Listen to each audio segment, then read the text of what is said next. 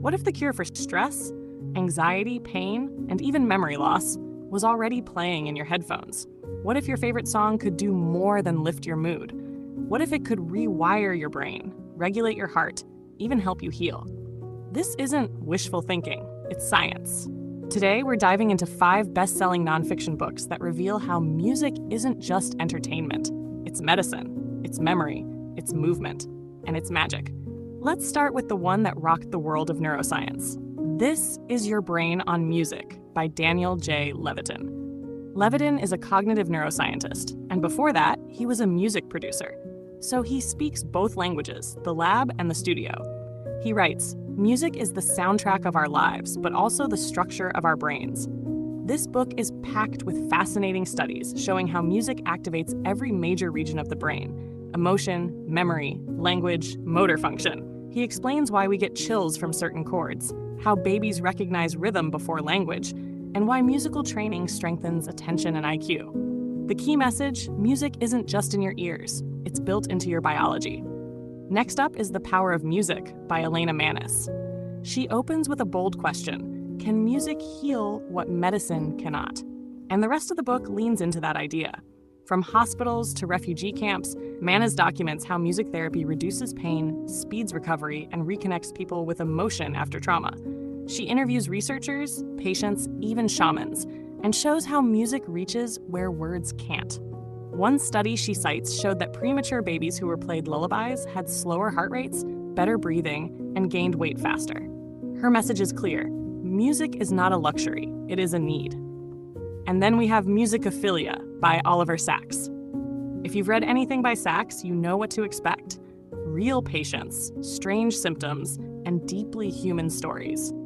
This book explores the weird and wonderful ways music affects the brain, especially when things go wrong.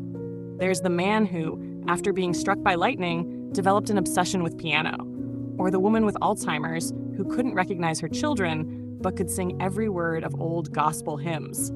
Music, Sacks writes, is a form of memory, and when all else fails, music remains. The heart of the book is this: music is neurologically unique. It bypasses damaged areas and lights up the emotional core. For people with dementia, Parkinson's, or depression, that can be life-changing. Fourth on our list is Tune In, a music therapy approach to life by Jennifer Buchanan. This one's more practical, written for everyday people, not scientists. Buchanan is a professional music therapist who's worked with veterans, trauma survivors, and CEOs dealing with burnout. She says, music meets you where you are and moves you forward. Whether it's designing playlists for mental clarity or using melody to ease grief, she shows how music can be used intentionally in daily life. Her techniques are simple but powerful. Create a mood map, track your emotional responses, and let music become your self-care toolkit. The big takeaway? You don't have to be a musician to use music therapeutically. You just have to start listening on purpose.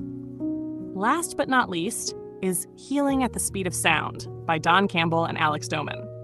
This book takes a broader view, not just music, but all sound. They explore how our sonic environment, everything from traffic noise to nature sounds, impacts sleep, focus, mood, and even immune function. They say, you are what you listen to. One memorable quote from the book: just as junk food makes us sick, junk sound stresses us out.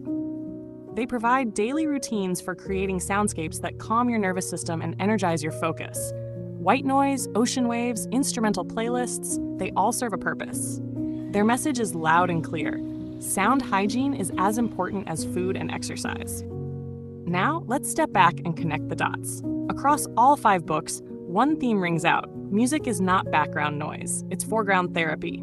It affects heart rate, brainwaves, hormone levels. It can reduce cortisol, trigger dopamine, and rewire neural pathways. It reaches into the soul when nothing else can. And here's the beauty of it: it's free, it's always around, and it's entirely personal. You don't need a prescription to press play. So the next time you feel down, tired, scattered, or even stuck in grief, remember this: the right song at the right moment can change your chemistry, your rhythm, your reality. Music isn't just what we listen to, it's what we heal through, what we move to, what we remember, and maybe what keeps us human.